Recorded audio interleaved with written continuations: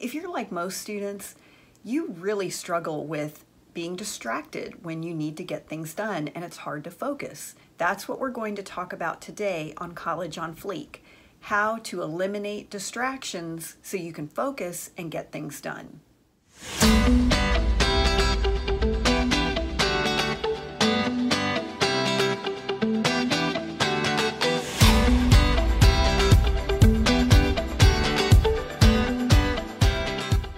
Hi, I'm Mary Dittman. I'm an award-winning business professor on the collegiate level and the creator of Wonderful Life and College on Fleek. One of the things that students, but really everybody, struggles with right now is distraction. There's just so much going on that can distract you and it makes it hard to focus, and when you can't focus, you can't get things done, you can't make forward progress. So today we're going to talk about how to eliminate distraction. But first, let's take a motivation minute. It can be so hard to get motivated and stay motivated, but one of the best ways to up your motivation is to have small wins or small victories throughout the day. I mean, you know how you feel when you get an A on a test, or you win a game, or something goes your way. You're like, yeah, and it just kind of amps you up. Well, you have to give yourself little victories as often as you can. And one of the easiest ways that you can give yourself a victory, and this will increase your motivation, is make your bed every morning. Now, a lot of times people say, well, why bother? I'm just going to get back into it at night. Well, that's dumb. That's like saying, why bother showering? I'm just going to get dirty again. Or why bother eating? I'm just going to be hungry again. Or why bother sleeping? I'm just going to get tired again. There are several reasons why making your bed will help you increase your motivation. Number one, when you walk into your room and the bed is unmade and it's all messy, it's hard to feel like you have your S to G. It's very hard to feel organized and to feel like your stuff is zipped up tight because everything's a mess. Number two, that messy, unmade bed is an invitation to get back into it. And number three, making your bed normally means you're going to have to get up a few minutes earlier, and it's really only going to take you maybe 5 minutes to make your bed, but you'll have to get up a few minutes earlier, and that makes it more likely that you're going to be on time getting to class.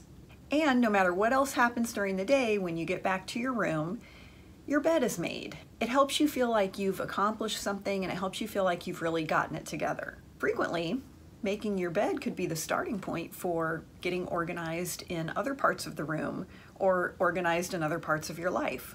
So make your bed. That's your motivation minute. Every week, we like to give you a study hack or a success hack. Today, I'm going to share a success hack with you. For the best study hack ever, go to collegeonfleek.com and get the Study Smart Toolkit. That is the 3-step system that I developed for myself. I had terrible test anxiety all through school, high school, college, graduate school, and this is the method I created to help myself. And when I began teaching and I saw that my students were struggling with tests, I started teaching this method to them, and it works. And over the years, I've taught this 3-step study system to thousands of students, and the ones who use it, it works. So go to collegeonfleek.com and get the Study Smart Toolkit. It's free. It's a video tutorial. It would be like if I was just sitting down with you one-on-one and teaching you how to study. It works for any major, any class, any school, high school, university, it doesn't matter. So do yourself a favor and get that College on Fleek Study Smart Toolkit. Now, the success hack I would like to share with you is take notes. When you're in class, taking notes is a great idea for a few reasons. Number one, it helps you learn the information, and then you have something that you can look back on that you can study with. But number two, it'll keep you awake in class, and a lot of times it's hard to stay awake. And I would say the more boring the class is, the more important it is for you to take notes. Even if you have a fantastic memory, I would take notes at least to help me pay attention.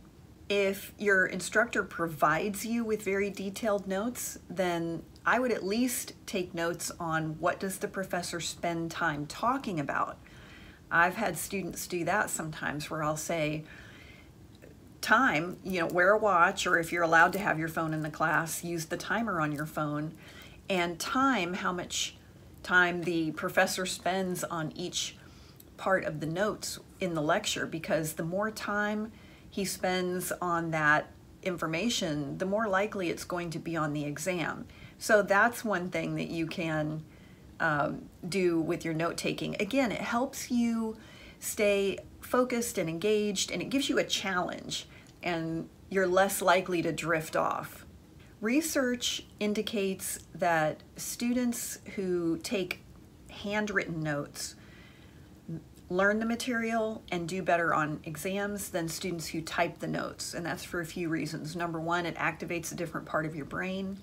You also have to listen more closely because you can't write. Many times you can't write as fast as you could type, and that forces you to pay attention and really capture the information. Instead of going word by word, you're really learning it and internalizing it and then writing it down in a way that will make sense to you.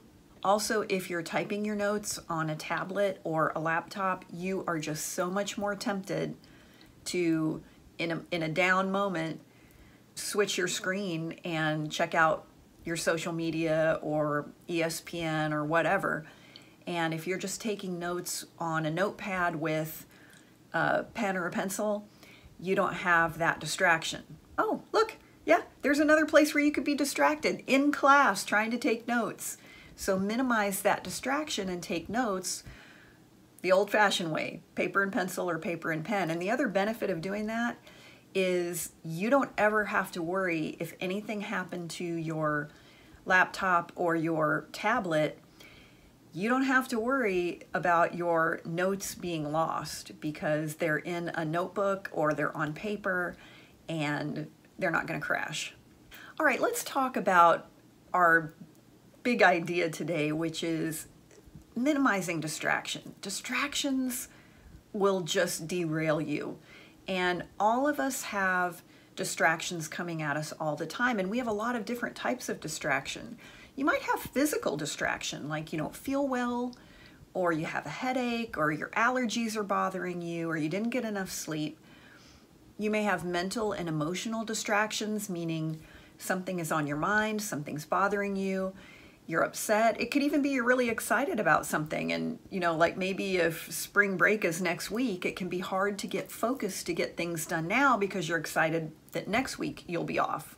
Then you have environmental distractions. You have your roommate who's making noise, or the people who live in the floor above you, or maybe there's just some sort of ambient noise around you, or it's too hot or it's too cold. And we can't always control every distraction, but we can certainly minimize them, and we can set ourselves up for success. I'm going to teach you 4 ways to minimize distractions so that you can focus. The first thing, put your phone away. Your phone is the #1 distractor. And when I say phone, I mean probably any screen. Your phone, your tablet, your laptop, put those things away. What I'll do is I'll put my phone on airplane mode, or at least I will put it on silent and do not disturb, and I'll turn it face down, and sometimes I'll put it on the other side of the room. If I think I'm going to need my phone for the work I'm doing, then I will put it on silent and do not disturb. I'm not telling you that you have to unplug for 5 hours, but just for 45 minutes while you get your math homework done. A lot of times the excuse that we use is, well, I have to be, what if there's an emergency? Get real. First of all, when we tend to say, what if there's an emergency, what we're really saying is somebody else is having drama. And if it's a case of you have a family member who is incredibly ill and you're waiting for the call, or you have minor children who depend on you and you really have to be available on the phone, that's one thing. But this what if something happens, guess what? It's probably going to still be happening once you get back to your phone. what's most likely is you'll be distracted with a bunch of social media notifications and text messages and games and people just blowing up your phone with their emergencies, which is not going to help you get done what you need to get done. And I can promise you, when I've had students come to me and say, well, my roommate was sick last night and I had to take them to the emergency room and I sat there all night and so I can't take the test. Like, okay, that's a 0 for you. I'm sorry your roommate was sick. And I understand that that was your priority over your grades, but when you fail my class, I'm going to say, gee, I'm really sorry, that sucks for your roommate. I'll see you next semester when you retake my class. These are the decisions that you're going to have to make in college. That's part of being an adult. When you make the decision that somebody else's emergency is going to be your priority, then you're not going to accomplish what you need to accomplish, and there will be consequences for that. Now, if your feeling is, I'd rather get an F in a class and feel good because I sat with my roommate all night, okay, that's cool. You have to do whatever you're comfortable with. But let's just be honest with ourselves. The majority of what comes in to your phone during the day is not an emergency. It is a distraction. And again, I'm not telling you to not be on your phone for 8 hours. I'm saying don't be on your phone for like 45 minutes while you work on a paper. So put the phone away. Number 2, find a hiding place. If you cannot study in your room, and that might be your dorm room, your apartment, maybe even if you're still living at home with your family, for whatever reason, if it's because your mom is always interrupting you and asking you if you want a sandwich, or your roommate is noisy, or the people above you are always stomping around, or there's just too much in your room or in your home to distract you.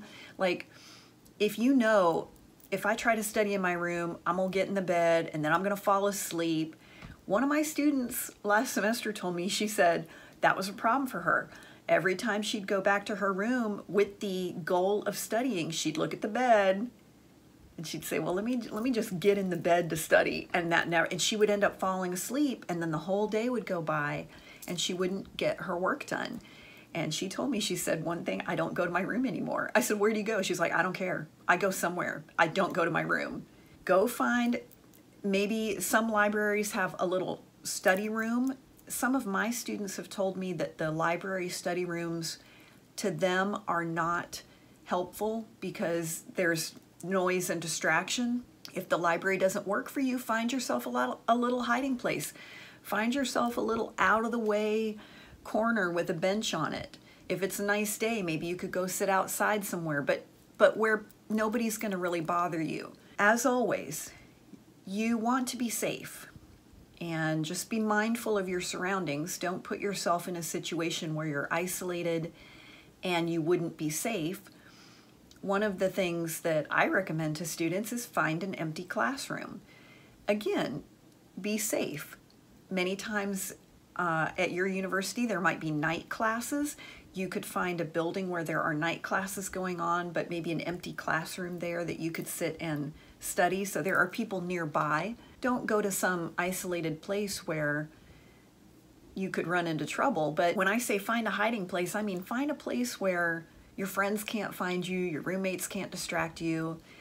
If none of those things sound good to you, for example, let's say you really would like to just be able to sit in your room and get some work done, noise canceling headphones or download a white noise app.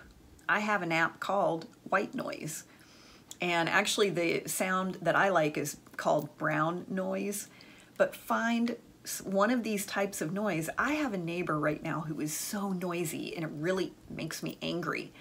And what I'll do is I'll put my AirPods in, I'll turn on that brown noise, and I can't hear anything. And it allows me to just focus on what I'm doing. So if you need to do that, your hiding place could just be you're hiding and you've got your noise canceling either sound going or noise canceling headphones on.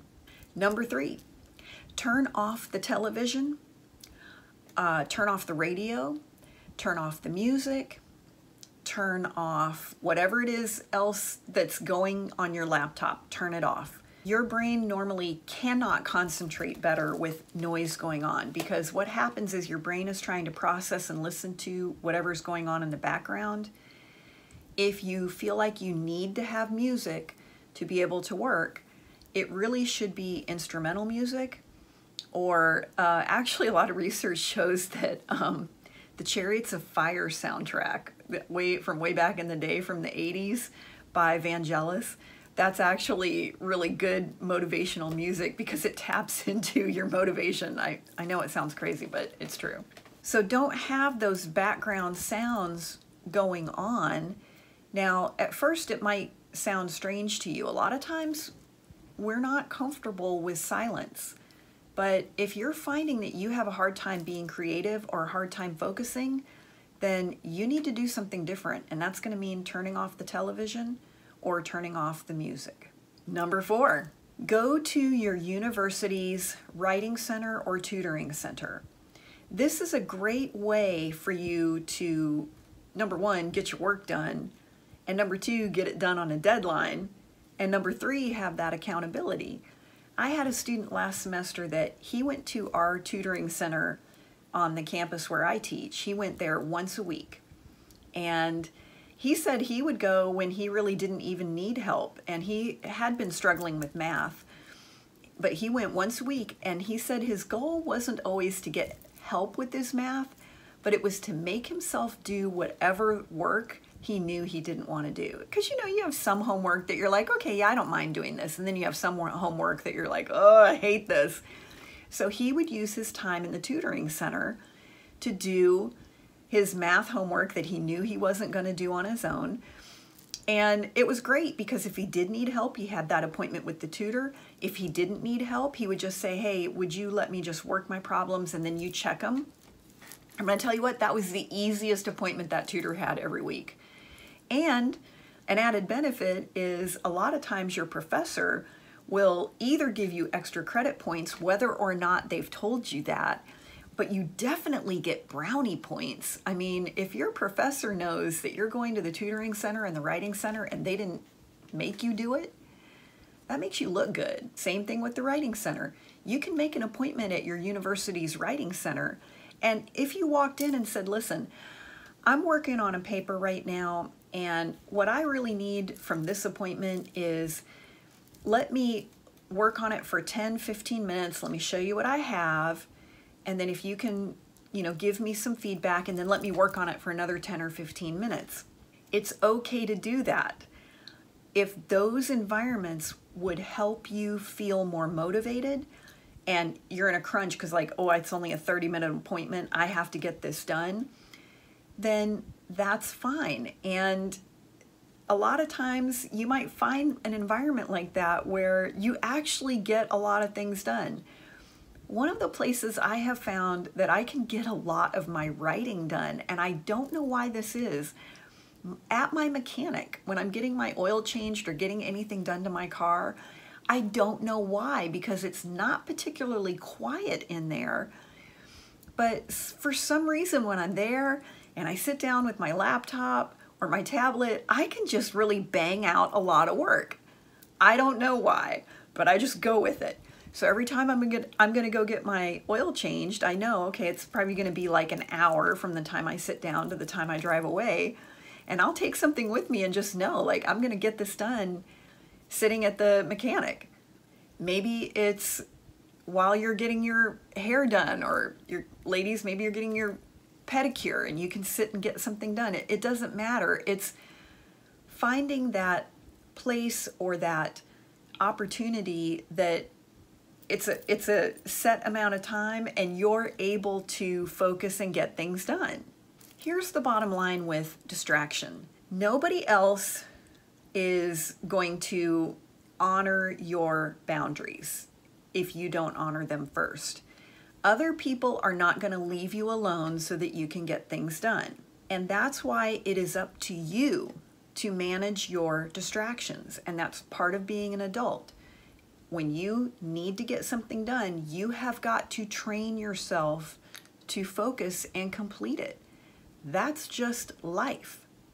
And most of us are not used to creating a distraction-free zone. And listen, our whole society is set up to just be one big distraction, because you figure everything is like breaking news, flash sale, do this now, read this immediately, ping, notification, text, email, phone call, urgent.